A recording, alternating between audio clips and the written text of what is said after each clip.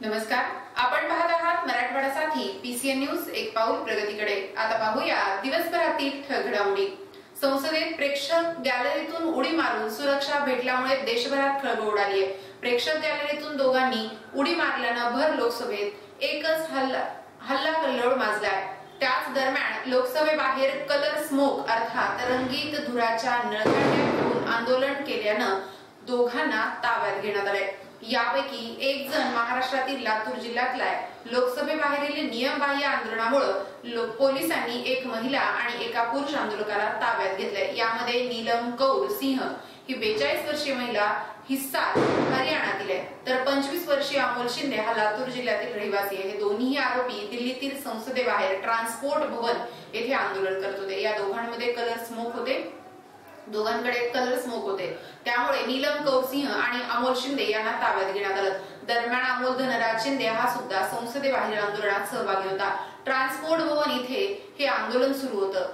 त्यावेळी या आंदोलकाकडे colour smoke अर्थात पिवळ्या रंगाच्या धुराच्या नळकांड्या सापडल्यानं सुरक्षा रक्षकांनी तातडीनं धाव घेत आंदोलकांना ताब्यात घेतलं। ताब्यात घेतल्यानं आंदोलकापैकी एक अमोल शिंदे नावाचा तरुण मूळचा लातूर जिल्ह्यातील।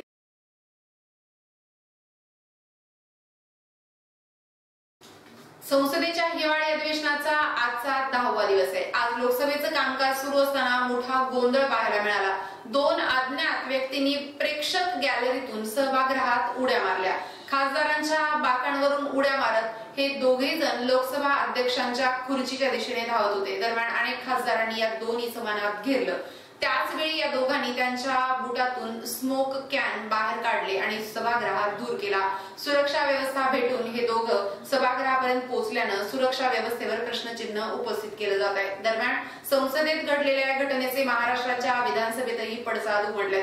नागपूर येथे महाराष्ट्र विधिमंडळाचं अधिवेशन सुरू आहे। अधिवेशनादरम्यान माजी मुख्यमंत्री आणि काँग्रेस आमदार पृथ्वीराज चव्हाण यांनी संसदेतल्या सुरक्षा व्यवस्थेचा मुद्दा मांडला। तसेच आपणही काळजी घ्यायला हवी असं म्हणाले। त्यावर विधानसभा अध्यक्ष राहुल नार्वेकर म्हणाले, मी सुद्धा वारंवार सर्व सदस्यांना विनंती केली आहे की आवश्यक असतील तेवढेच व्हिजिटर्स पास काढून घ्या। कोणीही अधिक पासेसची मागणी करू नका। विधानसभा अध्यक्षांच्या प्रतिक्रियेनंतर उपमुख्यमंत्री अजित पवार यांनी देखील हाच मुद्दा मांडला। तसेच पवार म्हणाले, माजी विधानसभा अध्यक्ष आणि विधान परिषदेच्या सभापतींना विनंती आहे की आपण विधिमंडळाचे पासेस कमी करायला हवेत। अजित पवार यांच्या मागणीनंतर विधानसभा अध्यक्ष राहुल नार्वेकर म्हणाले, मी जाहीर करत आहे की आजपासून प्रत्येक आमदाराला जास्तीत जास्त 2 पासेस दिले जातील। त्या व्यतिरिक्त तिसरा पास दिला जाणार नाही।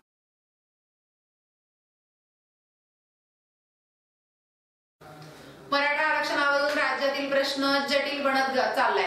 मराठा समाजाला ओबीसीतून आरक्षण हवं असल्यानं छगन भुजबळांनी नकार दिलाय। मराठा समाजाच्या आरक्षणाला आपला विरोध नसून ओबीसीतून त्यांना आरक्षण देण्यास विरोध केलाय। गेल्या काही दिवसात मनोज जरांगे पाटील विरुद्ध छगन भुजबळ यांच्यातील द्वंद्व अवघ्या महाराष्ट्रानं पाहिले। मनोज जरांगेंनी छगन भुजबळांवर केलेले आरोप आज त्यांनी सभागृहासमोर मांडलेत। तसाच एक गंभीर आरोपही केला। छगन भुजबळ यांनी आज मराठा आरक्षण प्रश्नी राज्यात निर्माण झालेल्या परिस्थितीवर सभागृहात भाष्य केले। जवळपास पाऊण तास त्यांनी आज सभागृहात त्यांचं मत मांडलं।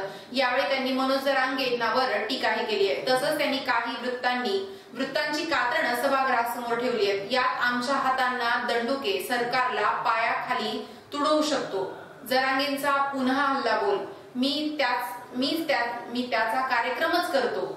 आमच्या हातात दंडुके सरकारला पायाखाली तुडवू का? भुजबळांनाही पाहून घेऊ।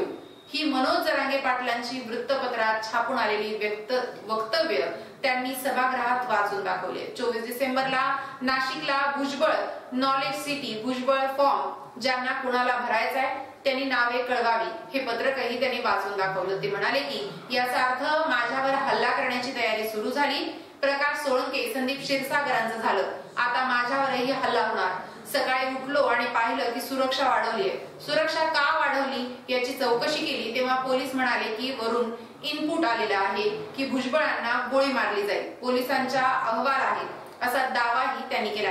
हरकत नाही, मी मरायला तयार आहे। माझा मराठा आरक्षणाला विरोध नाही, त्यांना वेगळं आरक्षण द्या। आज छगन भुजबळ आहे, प्रकाश सोळंके झाला, उद्या मी असेल। आपण त्यावर गप्प बसणार का? कोणी त्याचा निषेध करणार नाही, कोणी बघायला जाणार नाही। आज महाराष्ट्रासमोर हाच माझा प्रश्न आहे असं छगन भुजबळ म्हणाले।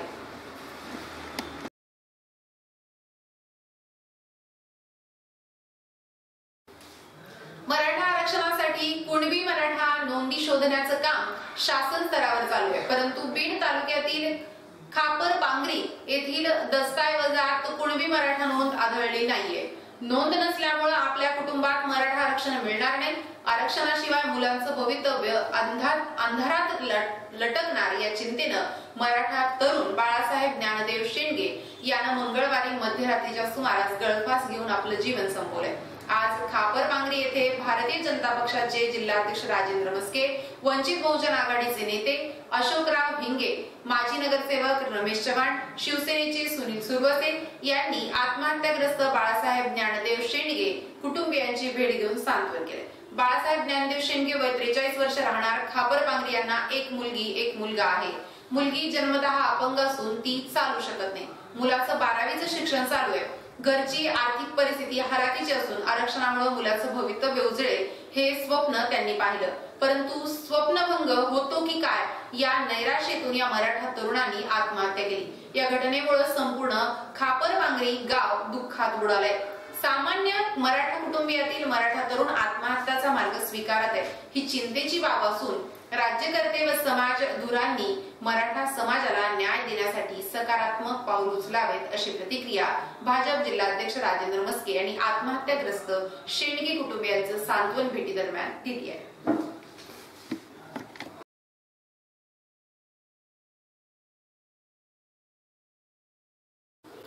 कंत्राटी कामगारांना कायम करा. कायदे, शासन, परिपत्रक, शासन निर्णय, न्यायालयाचे आदेश असून सुद्धा कंत्राटी कामगारांनी बेकायदेशीर पिळवणूक केली जात असून त्यांना कायम करा. याकरिता नागपूर विधानसभा भवनावर सत्याग्रह मोर्चाचं रोजंदारी मजदूर सेनेच्या वतीनं आज धडकलाय. हिवाळी अधिवेशन नागपूरला हा मोर्चा दुपारी 1 वाजता रोजंदारी मजदूर सेनेच्या मुख्य कार्यालय कोराडी नागपूर या ठिकाणी छत्रपती शिवाजी महाराज, महात्मा ज्योतिबा फुले, विश्वरत्न डॉक्टर बाबासाहेब आंबेडकर यांच्या पुतळ्यास मेणबत्ती, अगरबत्ती प्रज्वलित करून व पुष्पहार अर्पण करून मोर्चाची सुरुवात करण्यात आली. मराठवाड्यातील व राज्यातील कंत्राटी कामगार या मोर्चात मोठ्या संख्येने सहभागी झाले होते अशी माहिती रोजंदारी मजदूर सेना केंद्रीय महासचिव भाई गौतम आवळेसर व केंद्रीय कार्याध्यक्ष भाईजी एम भालेराव यांनी दिली आहे. धोकेबाज, चालबाज अधिकारी व प्रशासनाच्या विरोधात शासन आपल्या दारी नव्हे, आता कंत्राटी कामगार शासनाच्या दारी अशी टॅगलाईन या मोर्चाला देण्यात आली होती. भाई चैनदास भालाधरे, केंद्रीय अध्यक्ष भाई गौतम आवळेसर, केंद्रीय महासचिव रोजंदारी मजदूर सेना यांच्या झुंजार नेतृत्वाखाली मोर्चाची सुरुवात करण्यात आली. नागपूर हिवाळी अधिवेशन विधान भवनावर कोरडी, खापरखेडा, मौदा, चंद्रपूर, तिरोडा, पारस, भुसावळ, नाशिक व परळी औष्णिक वीज केंद्रातील आणि राज्यातील कंत्राटी कामगार मोठ्या संख्येने सहभागी झाले होते अशी माहिती रोजंदारी मजदूर सेना केंद्रीय महासचिव भाई गौतम आवळेसर व केंद्रीय कार्याध्यक्ष जी एम भालेराव यांनी एका प्रसिद्धी पत्रकाद्वारे दिली आहे. महासचिव रोजंदारी मजदूर सेना भाई गौतम आगळे बोलतो. आज या ठिकाणी रोजंदारी मजदूर सेनेच्या वतीने संपूर्ण राज्यातील कोराडी, खापरखेडा, पारस, भुसावळ, नाशिक, चंद्रपूर, परळी वैजनाथ वीज कंत्राटी कामगार तसेच राज्यातील सर्व सफाई कामगार व इतर आस्थापनातील कंत्राटी कामगारांना घेऊन या ठिकाणी प्रचंड मोर्चा या ठिकाणी धडकला आहे. या मोर्चामध्ये आमची प्रमुख मागणी अशी आहे की शासनाचे सर्व परिपत्रक आहेत, शासन निर्णय आहे, माननीय न्यायालयाचा निकाल आहे, तरी देखील या राज्यामध्ये कंत्राटी कामगारांना किमान वेतनच मिळत नाही, तर बाकी सोयीसुविधा फार लांबच्या गोष्टी आहेत. म्हणून जे शासनाने काढले की शासन आपल्या दारी, या कार्यक्रमाला आम्ही टॅगलाईन आमच्या मोर्चाला अशी दिली आहे की शासन आपल्या दारी नव्हे तर कंत्राटी कामगार आपल्या शासनाच्या दारी, असा हा टॅगलाईन देऊन आम्ही मोर्चा काढलेला आहे. या मोर्चाच्या माध्यमातून आमच्या मंत्री महोदयांना एकच विनंती आहे की आम्ही कमीत कमी किमान वेतन मागत आहोत, ते तरी द्या. कारण महागाई या ठिकाणी वाढलेली आहे. सफाई कामगारांना 24 फेब्रुवारी 2015ला किमान वेतन निर्धारित झालेलं आहे, त्याची देखील मर्यादा 2 वर्ष झाली संपलेली आहे. म्हणून त्याचं पुनरुत्थान करावं. किमान वेतन पुन्हा 25,000ची मागणी किमान वेतनाची आहे आमची, ती 25,000 किमान वेतन देऊन या कंत्राटी कामगारांना त्यांचं जीवन उज्ज्वल भविष्य करण्यासाठी आपण करावं. त्याचप्रमाणे बीड जिल्ह्यामध्ये रोजंदारी मजदूर सेनेच्या वतीने 2013 पासून सफाई कंत्राटी कामगारांना किमान वेतन व प्रचलित अद्ययावत कामगार कायद्याच्या सुविधा मिळाव्यात म्हणून आमचा हा लढा आहे. परंतु ज्यावेळेस आम्ही आंदोलन केलं त्या आंदोलनाच्या वेळेस माननीय जिल्हाधिकारी महोदय यांनी बैठकीचा फास करून फक्त वेळ मारून नेली आहे.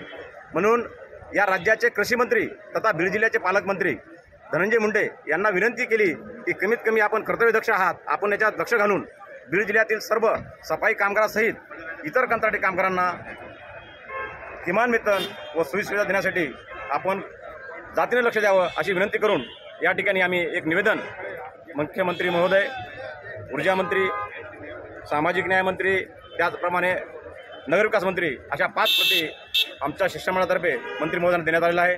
तरी याच्यावर कारवाई झाली तर आम्ही आझाद मैदानावर पुन्हा एकदा मोर्चाचे आयोजन करणार आहोत असं आपल्या माध्यमातून या ठिकाणी सांगतो आणि थांबतो.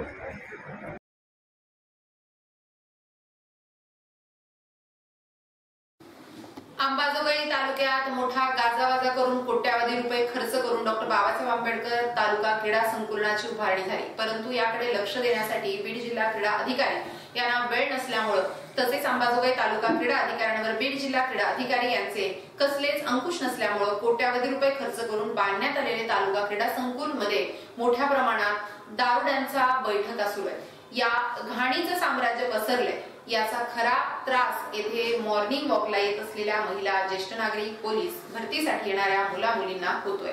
याकडे बीड जिल्हा क्रीडा अधिकारी कडे लक्ष देणार हे पाहण्याची वेळ येथील नागरिकांवर आली आहे. आधीच येथे अनेक समस्यांनी तोंडवर काढलंय. याचं एक उत्तम उदाहरण म्हणजे रनिंग ट्रॅकच्या बाजूनं जवळपास 90 लाख रुपये खर्च करून एक नाली व बैठक व्यवस्था बांधण्यात आली. संबंधित इंजिनियरच्या चुकीच्या नियोजनामुळे या नालीला व ग्राउंडला व्यवस्थित उतार दिला नसल्यामुळे पावसाचं पाणी नालीमध्ये जाण्याऐवजी पूर्ण ग्राउंडवर जातं. त्यामुळे पावसातच तेथे तळ्याचं स्वरूप येतं. नियोजन शून्य असल्यामुळे येथे कोट्यावधी रुपयांचा खर्च करून सुद्धा शासनाचा तो खरंच बुडीला गेलेला असल्याची चर्चा शहरामध्ये सुरू आहे. बीड जिल्हा क्रीडा अधिकारी कधी लक्ष देतील व या समस्या कधी सोडवतील असं अंबाजोगाई तालुक्यातील जनतेला वाटत आहे.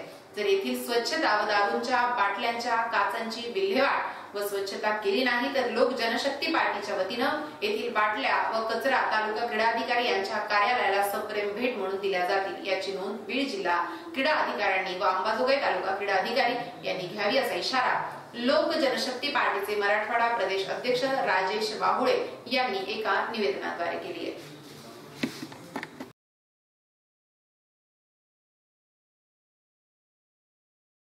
कामगार कल्याण केंद्र परळी थर्मल गट कार्यालय लातूरच्या वतीनं आज स्त्री भ्रूण हत्या, महिला अत्याचार व अंधश्रद्धा विषयावर व्याख्यानमालेचा कार्यक्रम आयोजित करण्यात आला. महाराष्ट्र कामगार कल्याण मंडळ कामगार कल्याण केंद्र परळी थर्मल येथे बुधवारी 13 डिसेंबर 2023 रोजी स्त्री भ्रूण हत्या, महिला अत्याचार व अंधश्रद्धा याविषयी व्याख्यानमाला कार्यक्रमाच्या अध्यक्षस्थानी रवींद्र पुराणिक होते, तर प्रमुख पाहुणे म्हणून पत्रकार अनंत कुलकर्णी, सौ ऐश्वर्या प्रवीण आदमाणे, पुरुषोत्तम यादव हे होते. स्त्री भ्रूण हत्या, महिला अत्याचार, अंधश्रद्धा याविषयी उपस्थित महिलांना मार्गदर्शन करण्यात आलं. यावेळी केंद्र संचालक श्री बी वायाळ सर यांनी महिलांना मार्गदर्शन केलं. यावेळी महाजन कोचे पुराणिक सर यांनी 75 बल्क सभासदसाठी कामगार कल्याण केंद्र परळी थर्मल यांना 1125 रुपये चेक सुपूर्द करण्यात आला. कार्यक्रमाचे आभार सौ लोखंडे मॅडम यांनी केले, तर कार्यक्रमास कामगार व कामगार कुटुंबियातील महिला मोठ्या संख्येने उपस्थित होत्या. या कार्यक्रमाचं सूत्रसंचालन गंगाधर कांबळे यांनी तर प्रास्ताविक श्रीमती बडवे मॅडम यांनी केले.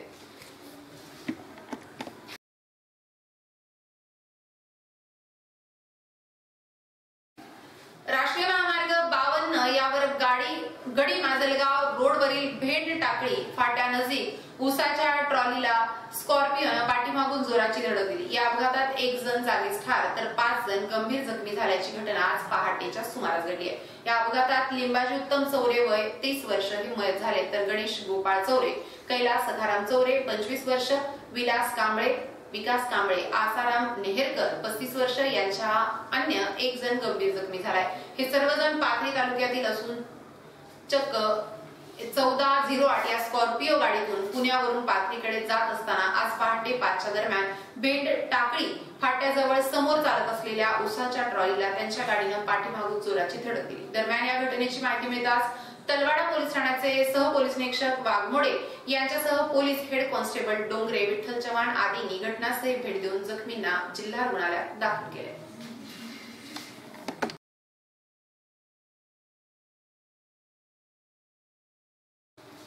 आता येथेच थांबू. उद्या भेटूया याच वेळी याच ठिकाणी. मराठवाडा साथी PCN न्यूज एक पाऊल प्रगतीकडे. धन्यवाद.